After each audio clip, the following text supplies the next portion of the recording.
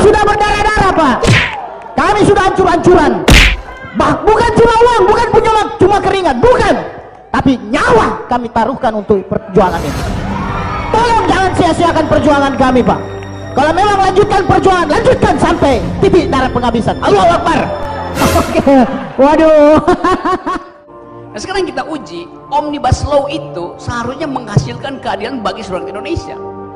Setelah diuji, ternyata dari 1.700 pasal itu isinya cuma dua. Satu soal upah buruh yang ditekan, yang kedua izin untuk mengeksploitasi lingkungan tanpa AMDAL. Jadi keadilan buat siapa? Keputusan politik hari ini soal Omnibus Law itu menghina akal pikiran manusia. Karena saya terangkan satu prinsip. Pasal 27 dari Undang-Undang Dasar kita berbunyi, isu Omnibus Law itu adalah undang investor asing, tekan upah buruh, silahkan rusak lingkungan. Dan itu di mana otaknya? Kalau begitu nanti pasal 27 konstitusi kita berbunyi, tiap-tiap warga negara asing berhak atas penghidupan yang layak di Indonesia. Ngaco pikirannya. Kenapa? Karena janji yang nggak pakai otak. Seluruh variabel dihitung, tidak memungkinkan di Indonesia tumbuh 7%. Tiba-tiba presiden bilang ini bisa. Jadi bagaimana bisanya? Dan sampai sekarang kita nggak tahu itu kekurangan APBN 300 triliun bulan Juni mau diambil dari mana? Gampang cetak uang, tapi itu inflasi. Pinjam udah plafonnya udah habis itu. Jual BUMN masih harga murah. Jadi seluruh kompleksitas itu memperlihatkan, pertanyaan kamu tadi betul, keadilan itu ada di mana?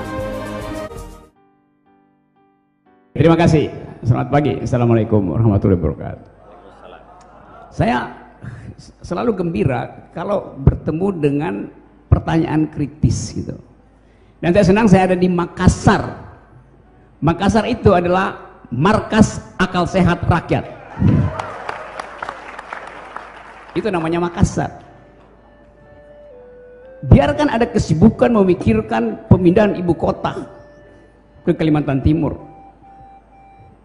Oke, kalau itu adalah ambisi dari kekuasaan, pindahkan pusat pemerintahan. Tetapi pusat pemikiran harus ada di Makassar gitu. Jadi ini akan jadi ibu kota pikiran. Dan gak ada di dunia kota yang selengkap Makassar untuk menghasilkan pikiran. Ibu itu langsung kasih kritik. Bapak yang berikut juga langsung kasih kritik bahwa saya bosan menjadi warga negara Indonesia tuh. Nanti dianggap makar. Bukan, karena justice tidak dihasilkan oleh janji kekuasaan itu. Millennials tadi yang dari SMA sudah mengambil risiko untuk menambah pengetahuan dengan kurikulum korupsi.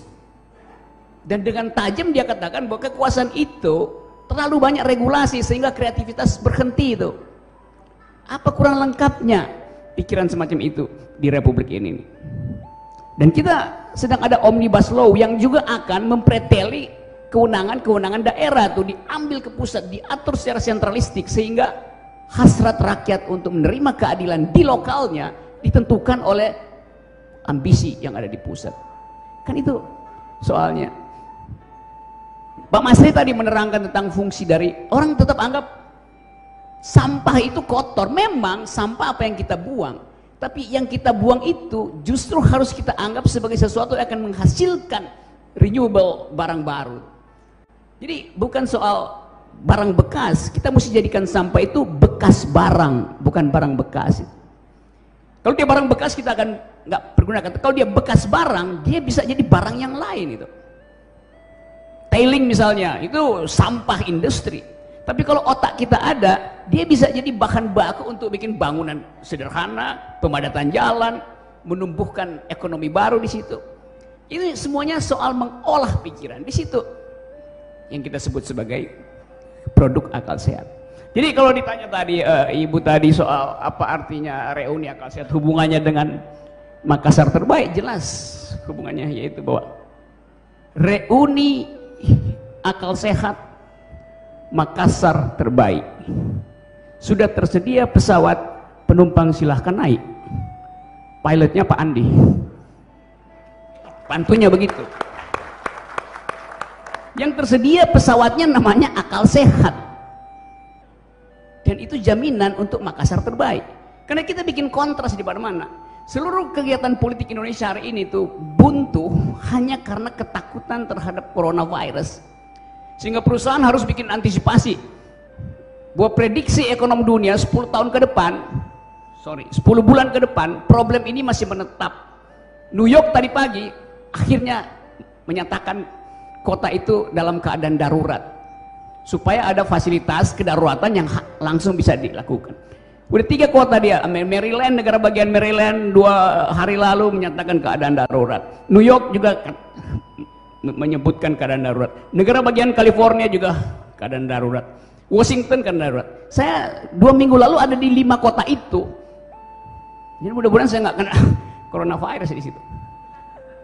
Pada waktu itu 2 minggu lalu saya menganggap bahwa Amerika sistem proteksi kesehatannya luar biasa.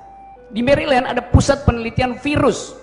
Saya lewat di depan situ tuh, dijaga oleh tentara sekarang karena dianggap itu adalah industri strategis, yaitu menghasilkan antivirus, proteksi warga negara untuk meningkatkan kecerdasan. Kalau seluruh kecerdasan kita naik terus, kena satu virus, drop langsung tuh. Begitu juga ekonomi drop. Tapi itu yang terjadi di kita. Pemerintah nggak punya peralatan untuk meyakinkan warga negara bahwa kita akan aman oleh kebijakan, bukan oleh percakapan presiden sekedar memberitakan kami ada 2 suspek.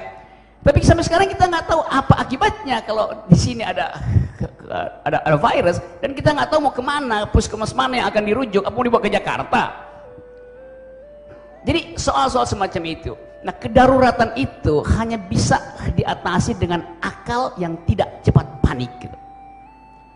Nah, negara kita dibuat demikian rupa, kita gelisah karena kita nggak tahu apakah pilkada selama 1 tahun ini akan berlangsung dengan akal sehat atau kembali dengan akal bulus gitu. Segala macam sedang berlangsung.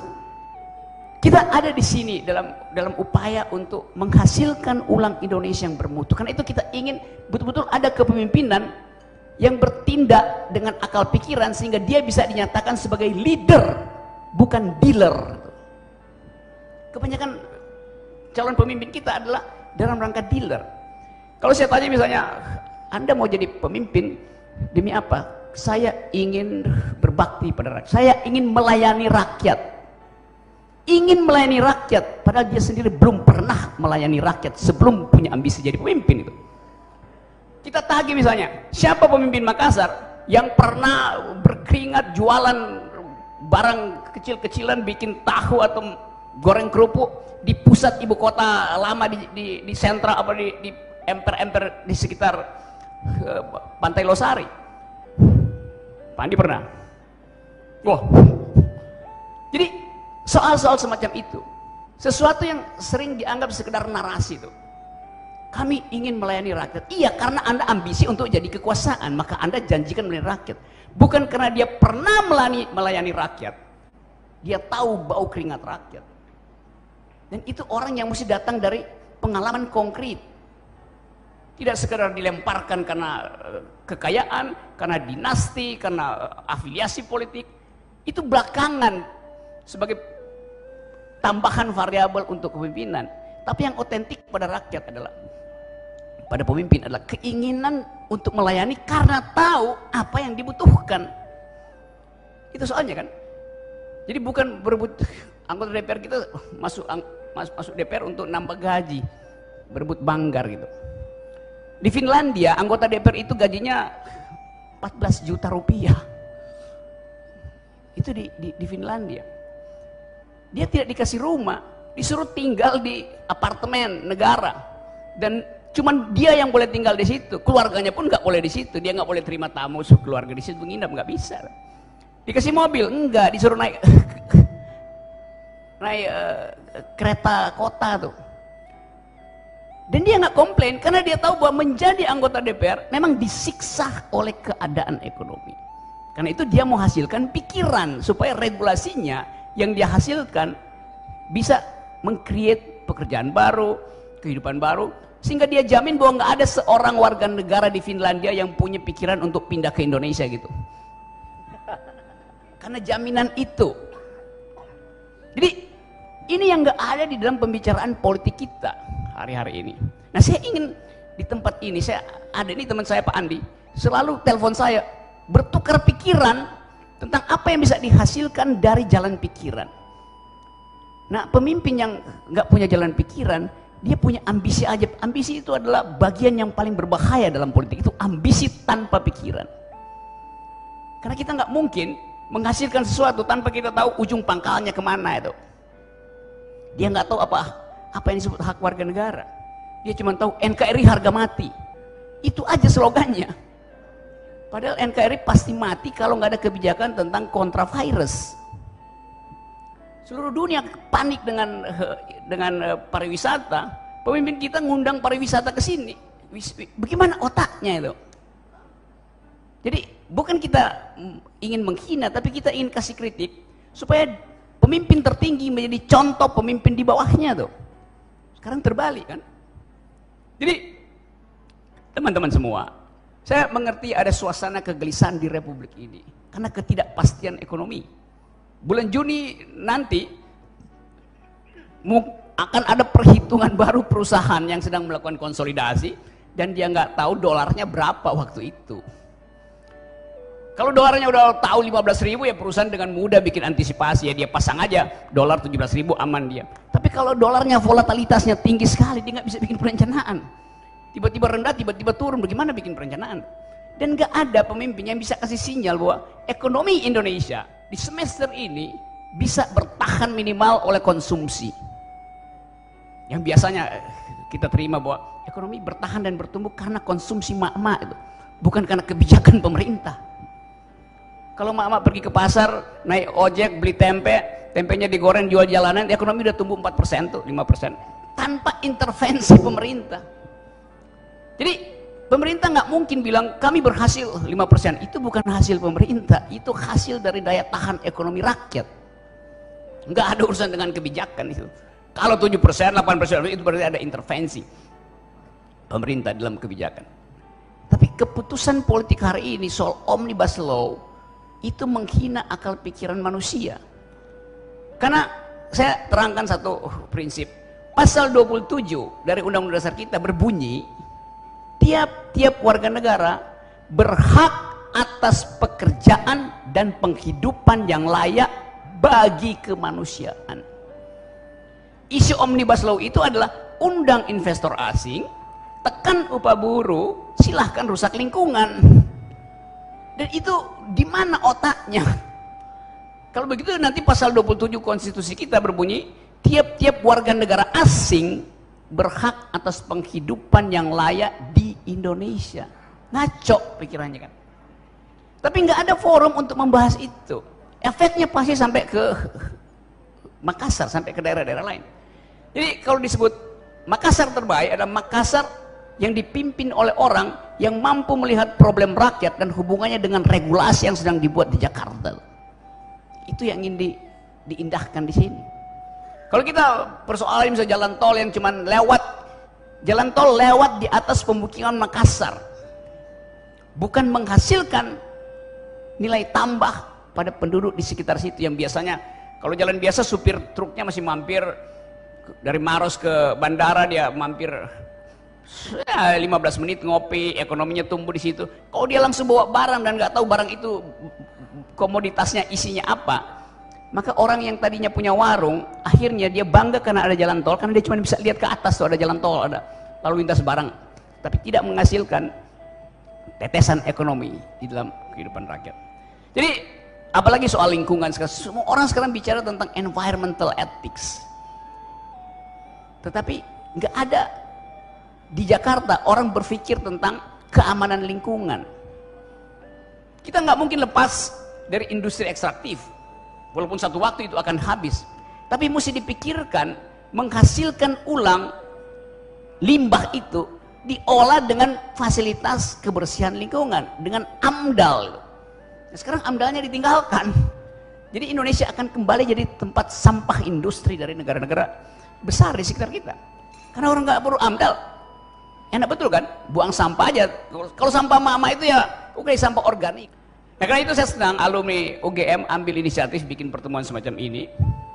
Karena besok jam 9 pagi di Jogja akan ada demo besar-besaran yang juga disponsori oleh alumni dan mahasiswa UGM. Gejayan memanggil 2, demo besar-besaran untuk menolak Omnibus Law ini. Nah, teman-teman semua, saya balik lagi pada politik lokal kita. Kita tahu bahwa keadaan politik di kota ini ada di dalam suasana gelisah, siapa yang harus diloloskan oleh akal pikiran. Dalam rangka itu kita berpikir, yang akan meloloskan siapa? Cukupkah akal pikiran KPU untuk membaca potential leader di negeri ini? Kalau KPU hanya berpikir secara teknis, yang ini boleh, yang ini nggak boleh, persyaratannya ini itu artinya KPU cuma sekedar jadi mesin politik, bukan edukator politik. Padahal saya terlibat dulu di awal reformasi untuk mendorong agar supaya KPU, Komisi Pemilihan Umum, bukan sekedar melakukan aktivitas teknis pemilihan, tapi memberi penyadaran pendidikan politik pada rakyat. KPU mesti proaktif, kasih kampanye, bukan menunggu orang mendaftar di situ. Kasih kampanye, kasih tahu bahwa yang ini yang kita maksud dengan demokrasi, yang ini yang kita maksud dengan kepemimpinan yang bersih. Supaya dari awal dia bisa filter. Supaya publik dari awal diberitahu bahwa kandidasi adalah hasil dari skrutinisasi akal pikiran. Jadi saya ingin mengembalikan soal-soal normatif itu yang jadi pelajaran bagi kita hari ini, yang sebetulnya diajarkan oleh pendiri bangsa kita. Pemilu tahun 55, pemilu pertama, pemilu yang paling bersih, gak ada money politics, setiap orang berhak untuk mengajukan pikirannya itu, dan tidak dihalang-halangi secara teknis, secara administratif, karena itu belakangan, urusan belakangan. Jadi teman-teman semua, saya masih percaya bahwa ada elemen yang tidak mungkin dibatalkan oleh arogansi kekuasaan, yaitu keinginan untuk menghasilkan perubahan, dan energi itu tetap ada pada mak-mak. Karena itu perjuangan tidak mungkin berhenti hanya karena politik nasional sudah selesai, hanya karena Gerindra masuk dalam kekuasaan. Itu Gerindra yang ada di kekuasaan, ada Gerindra yang di luar kekuasaan yang tetap menganggap bahwa ada yang tidak etis dalam janji-janji politik. Karena itu bertahan politik emak-emak itu adalah sesuatu yang luar biasa, nggak ada dalam fenomena dunia. Saya udah berapa orang asing mau bikin riset tentang kenapa politik emak-emak bisa bertahan begitu lama gitu. Saya tahu bahwa voluntarisme emak-emak, jumlah uang yang dikeluarkan dari dompet emak-emak yang disisihkan dari uang jajan anaknya jauh lebih besar dari yang dikeluarkan oleh partai politik peserta pemilu itu. Dan itu yang kita sebut dalam kejujuran dalam berpolitik, voluntarisme. This is my share, saya 500 perak, 1000 rupiah, ini share saya, dikumpulkan di dalam kantong plastik. Kita masih ingat waktu itu diberikan kepada Pak Prabowo. Jadi kita mau belajar itu. Karena itu saya himbau supaya politik yang semacam itu diaktifkan di lokal. Kita mulai ulang dari Makassar, yaitu keinginan untuk berpartisipasi langsung pada aspek yang paling jujur dari politik. Dan itu hanya mungkin datang dari pikiran yang menginginkan Indonesia tumbuh jauh ke depan, bukan sekedar pindahin ibu kota yang itu cuma proyek biasa tuh. Nanti ibu kota pindah terus selesai masalahnya. Kemiskinan justru bisa bertambah karena seluruh fasilitas dipindahkan untuk pembangunan infrastruktur fisik, sementara kualitas pendidikan terus merosot. Jadi kita masih bisa bicara banyak, tapi saya hari ini merasa terenergi ulang, terbaharukan energi karena melihat wajah yang penuh harapan dan mau berkumpul ulang dengan tema teruskan perjuangan. Kata itu adalah kata yang betul-betul sugestif, kata yang akan menimbulkan kegemparan baru, karena mengatakan teruskan perjuangan artinya hasilkan pemimpin yang bermutu. Terima kasih. Terus pentingnya Makassar diperlihatkan, ada kekayaan kuliner, ada kekayaan sumber daya di sini. Tadi malam saya makan kepala ikan yang enak sekali, karena lebih enak kepala ikan daripada kepala negara, dan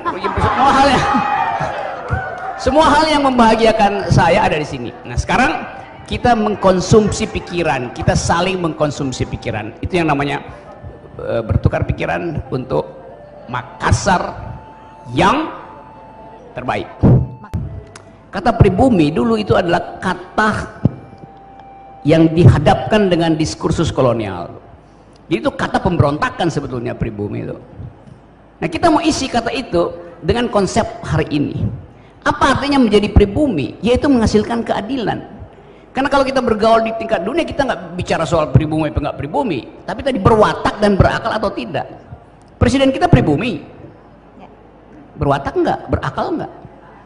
Kan ukuran-ukuran itu yang ingin kita pastikan. Karena Indonesia akan bergaul dengan sistem global. Coronavirus di Cina menyebabkan suplai bahan litium untuk bikin solid state baterai baru di Korea terhambat. Karena pabrik Hyundai lagi riset bagaimana membuat baterai untuk mobil, untuk handphone yang 4 kali lebih ringan dari yang sekarang, tapi 4 kali lebih tahan. Riset itu sedang berjalan. Tiba-tiba ada corona, Hyundai menghentikan produksinya, risetnya berhenti, karena 1 orang di pabrik itu tersuspek corona. Pabrik Hyundai berhenti akhirnya tuh. Apakah cuma Hyundai yang enggak? BMW Jerman juga berhenti. Karena BMW nunggu hasil itu, Cina juga dapat input dari tempat-tempat negara-negara di sekitarnya yang mencuplai skrup segala macam tuh. Jadi kita tergantung pada kehidupan ekonomi global tuh. Makassar adalah bagian dari supply chain itu, dari global supply chain. Jadi gangguan sedikit di wilayah produksi ya itu akan menghasilkan kekacauan perencanaan bisnis seluruh dunia tuh. Demikian juga di Eropa sekarang tuh. Orang lagi berpikir masih ada gunanya nggak bank sentral Eropa tuh setelah Brexit misalnya. Karena Eropa punya satu bank sentral, jadi mata uangnya ditentukan bersama di situ, kursnya diatur di situ. Tetapi Eropa itu punya 27 menteri keuangan yang masing-masing punya ambisi. Sehingga nggak ada gunanya bank sentral kalau kebijakannya tidak melihat sinyal dari bank sentral dalam soal moneter. Jadi dunia itu sedang mencari ya sistem baru. Nah, Makassar ada dalam bagian itu. Nah, saya ingin Makassar memikirkan itu bahwa ini ada global supply chain, ada problem moneter yang tidak setara dengan kedaulatan negara lain. Kalau Eropa itu ada satu bank sentral dan ada satu menteri keuangan, maka dia konkuren kebijakannya. Ini nggak ada 27 menteri keuangan yang menafsirkan sinyal bank sentral dengan cara yang berbeda-beda. Yunani sama Jerman mata uangnya sama, tetapi Yunani bisa bikin kebijakan yang lain dibandingkan Jerman. Jadi begitulah dunia berkembang sekarang. Nah, saya ingin agar supaya pembicaraan strategis tentang globalisasi, tentang financial market, tentang perkembangan teknologi mutakhir juga dibicarakan di Makassar. Dan itu hanya mungkin kalau pemimpin Makassar orang yang terbuka pikirannya untuk tahu hubungan antara sampah di depan pasar sentral dan kegagalan ekologi yang disebabkan oleh ambisi pemerintah untuk memindahkan ibu kota. Kan itu ada hubungannya tuh. Itu yang disebut sebagai butterfly effect. Kepak sayap kupu-kupu di hutan Amazon bisa menimbulkan badai di California. Begitu cara berpikir ekologi. Asap knalpot di Makassar bisa membatalkan panen padi di Goa misalnya. Itu hubungan-hubungan ekologi. Nah, saya lihat Pak Andi punya kemampuan yang original yang datang dari pengamatan berdasarkan pengalaman konkret dia di dalam urusan bisnis yang miniatur, di dalam urusan membaca arah ekonomi nasional. Jadi saya mau menguji itu, apakah bisa setiap calon pemimpin di Makassar diuji di forum yang sama seperti ini, bukan sekedar bagi-bagi amplop, pasang baliho besar-besar.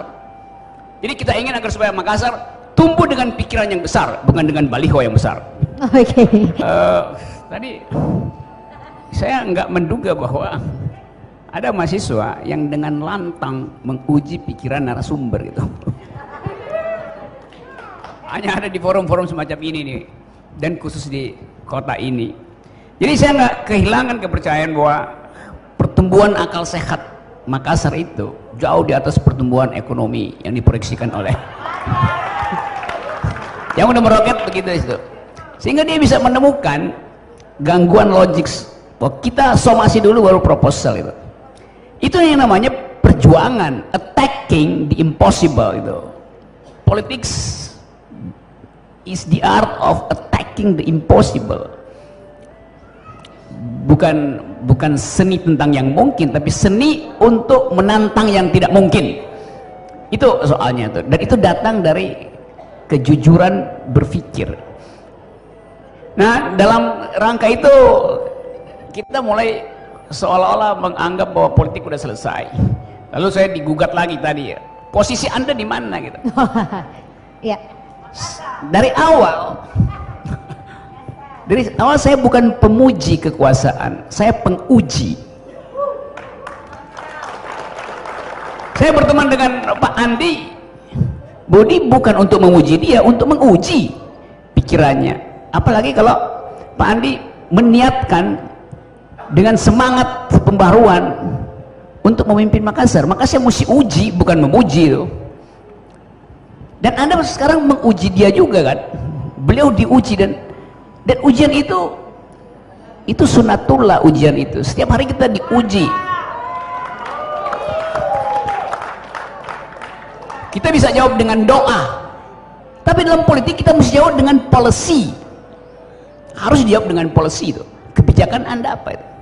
Jadi soal 02 saya katakan dari awal, saya tidak mendukung 02. Saya membatalkan kedunguan di istana. Saya sering katakan di dalam politik kemarin saya beroposisi pada Presiden Jokowi. 02 beroposisi pada Presiden Jokowi. Jadi kita sama-sama beroposisi. Bukan saya mendukung 02, enggak. Karena 02 beroposisi untuk memperoleh kekuasaan. Saya beroposisi untuk membatalkan kedunguan. Beda. Dalam pertemuan akbar di Jakarta di Taman Mini, saya pidato, saya bilang, kalaupun Pak Prabowo jadi presiden atau jadi pemimpin, 12 menit setelah pelantikan saya akan beroposisi itu. Dan itu saya lakukan memang. Begitu Pak Prabowo masuk kekuasaan, saya yang pertama ngomong di pers, usir Prabowo dari kekuasaan. Saya ngomong begitu. Dan saya diundang Pak Prabowo untuk menerangkan kenapa Anda ngomong begitu, karena partai akan laporin polisi. Saya bilang iya, karena Anda diminta untuk jadi presiden, bila tidak jadi oposisi. Kan begitu politik kan, etikanya kan begitu kan. Itu di depan forum rapat nasional, dan Pak Prabowo dengan fair mengatakan ya Pak Rocky memang akademisi, jadi dia bisa ucapkan itu. Jadi nggak ada soal, Pak Prabowo aja nggak persoalin. Ya Partai Gerindra pasti tersinggung, saya katakan, tapi saya nggak akan berhenti mengucapkan itu. Itu aja kan. Dari situ ada kejujuran tuh.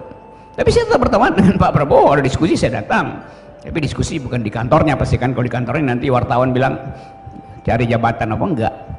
Karena itu tadi juga teman sana menanyakan, kalau diminta oleh istana, itu saya mau jawabannya apa? Kalau saya pemuji dari awal, saya bukan tunggu diminta, saya meminta bahkan itu. Kalau saya pemuji, tapi saya bilang saya penguji.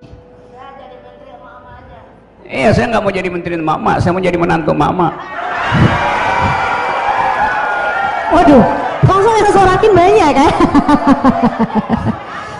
Jadi kalau ada niatan itu nggak, saya mau bikin kementerian baru, namanya Kementerian Akal Sehat. Nah, kantornya di mana? Di Monas? Enggak, kantornya di Makassar. Karena tadi saya katakan Makassar adalah markas akal sehat Republik. Oke, nah kalau begitu menurut Bung Rocky sendiri, berdasarkan pertanyaan, figur seperti apa yang layak memimpin Makassar? Ada pertanyaan seperti itu tadi. Saya cuma punya satu keterangan terhadap figur orang itu. Saya bisa baca biodatanya di mana-mana, tersedia segala macam. Tetapi seluruh keterangan tentang biodata hidup seseorang itu dibuktikan ketika Anda menatap matanya itu. Mata itu adalah pintu pikiran, pintu batin.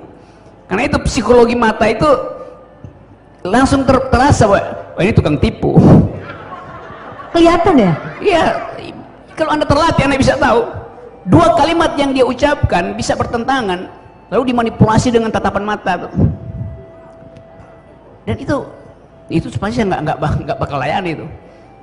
Jadi dengan mudah kita tahu bahwa ini orang logikanya runtun apa tidak. Tadi Pak Andi menjelaskan hal-hal yang sederhana, tetapi logikanya runtun. Dari awal saya kenal itu waktu pertama kali berkenalan. Demikian juga Arkom bisa menerangkan jejak pikiran politik bangsa ini dari kamar Cokroaminoto di Surabaya yang mengumpulkan semua tokoh politik, mau komunis, yang liberal, yang Islam, untuk melatih anak muda berpikir tuh. Pada waktu itu ini jejak pikiran bangsa ada di situ.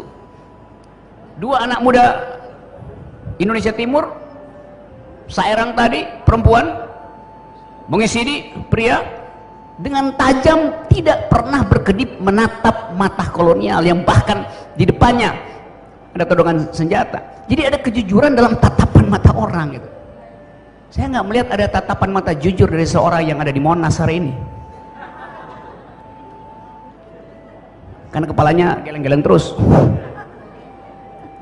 Jadi saudara-saudara, kepemimpinan itu adalah soal watak. Itu dulu. Setelah itu soal logika, kemampuan untuk bernalar, menemukan hal yang sederhana di dalam problem yang rumit. Itu yang disebut watak dan nalar. Cuma dua itu. Sisanya ada fasilitas teknik, dukungan publik, mau keluarin uang dari kantong sendiri yang dikumpulkan karena usaha sendiri, bukan karena diambil karena jabatannya sebelumnya adalah pejabat. Jadi hanya dalam soal-soal itu kita berteman. Saya berkawan dengan saudara-saudara dalam dua soal itu, dalam watak dan dalam pikiran, dalam watak dan dalam akal. Jadi hanya itu pesan saya. Saya ingin melihat Makassar dipimpin oleh orang yang berwatak dan berakal. Titik. Oke. Nah, kalau itu ada, pasti orang-orang yang berwatak dan berakal juga akan berkumpul memberi sumbangan sukarela pada dia, bentuk materi, spirit, dukungan. Nah, saya ingin agar supaya kita biasakan itu, bahwa Indonesia bisa tumbuh dalam kompetisi watak dan kompetisi akal. Kompetisi dompet itu nomor 3, nomor 4. Jadi terima kasih karena saya bertemu dengan ibu-ibu, mak-mak milenial. Jadi saya tahu watak orang Makassar, saya tahu kejujuran nelayan Makassar yang ingin menempuh badai sampai tiba di ujung-ujung dunia. Saya udah keliling dunia, selalu saya ketemu orang Makassar di situ. Punya sistem demokrasi. Keadilan itu adalah hasil transaksi di antara rakyat. Itu namanya prinsip demokrasi. Ya, karena saudari kita yang satu ini merasa bahwa keadilan yang ada saat ini ya, apalagi dia tidak merata. Jadi kalau perencanaan ekonomi didalilkan dengan Pancasila, maka prinsipnya keadilan sosial bagi seluruh rakyat Indonesia itu. Nah, sekarang kita uji, Omnibus Law itu seharusnya menghasilkan keadilan bagi seluruh rakyat Indonesia. Setelah diuji, ternyata dari 1.700 pasal itu isinya cuma 2. Satu soal upah buruh yang ditekan, yang kedua izin untuk mengeksploitasi lingkungan tanpa AMDAL. Jadi keadilan buat siapa? Kan itu problem awalnya kan. Nah, sekarang saya terangkan satu kasus misalnya. Presiden Jokowi buat janji ekonomi 7%. Oke. Meroket. Seorang ayah di Sumatera membuat perencanaan hidup keluarganya berdasarkan proyeksi 7%. Maka dia bilang, karena ekonomi akan tumbuh 7%, saya berani menyekolahkan 2 anak saya ke Makassar. Karena dianggap Makassar punya institusi pendidikan yang bagus. Maka dari Sumatera dia bawa anaknya sekolah di Makassar. Karena istrinya orang Makassar. Sekalian ketemu dengan nenek moyang lagi. Belum 1 tahun, baru 1 semester, si ayah ini datang ke Makassar untuk menjemput 1 dari 2 anaknya yang lagi sekolah. Kenapa? Karena dia sebagai petani sawit, harga sawit itu turun dari 2.500 jomplang ke 900 rupiah.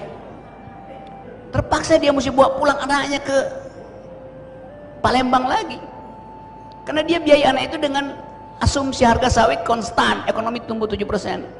Jadi janji penguasa itu bisa menimbulkan kekacauan perencanaan ekonomi keluarga.